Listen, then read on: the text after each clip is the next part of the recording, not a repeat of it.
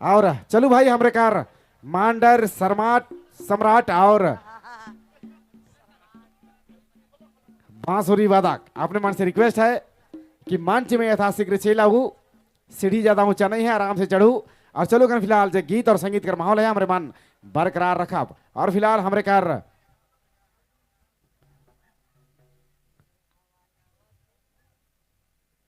सोनू मुंडा जी रौरे भी जहां कहीं भी है प्लीज यथाशीघ्र चलाओ। धन्यवाद।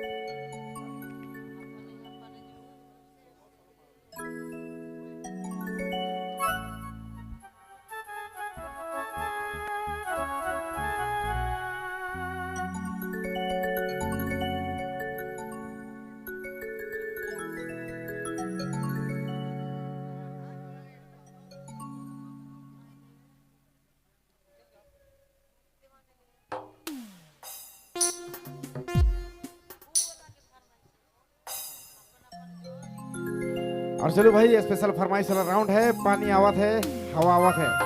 अर्जुन जी का फरमाइश चिंता देवी जी का खूबसूरत आवाज के साथ उकर बाद जोड़े को लाइए मेहमान फिर से ठेक कर युद्ध कलाकार मिस्टर कयूम साहब का खूबसूरत आवाज के साथ। और चलो भाई कमेटी कार जते भी सदस्य मने हैं अपने मन से रिक्वेस्ट है कि भाई चारों दिशा बटे अपने मन घूमते फिरते नजर आओ। कल के भाई थोड़ा सा कार्यक्रम जे हमरे मन करे लायक ही मेला जे लगाई ही थोड़ा सा सुरक्षा भी को देखे है। चलो धन्यवाद आशीष भाई। तनिक उन कमेटी कर जे आदमी मने है आशीष भाई तनिक उन कमेटी के आदमी के भी तनी हिने होने दौड़ाई है। कल की जे मेला लाई है अपने मन कर रिक्स में अपने मन कर मतलब ताकत से लाई है, ठीक है। लेकिन थोड़ा देर के लिए अगर कुछ हो जा रहा है तो भाई परेशानी हो जाए। इसलिए जतने भी कमेटी के सदस्य बने हैं अपने मन से रिक्वेस्ट है चारों दिशा बटे अपने मन घूमते फिरते नजर आओ। कल की भाई बिहान बिहान का समय है, रात भर बीतलक बिहान बेरा गड़बड़ी नहीं होनी चाहिए। चलो पेश है अपने मना का पानी आवत है, हवा आवत है, चिंता देवी जी कर खूबसूरत आवाज के साथ। धन्यवाद।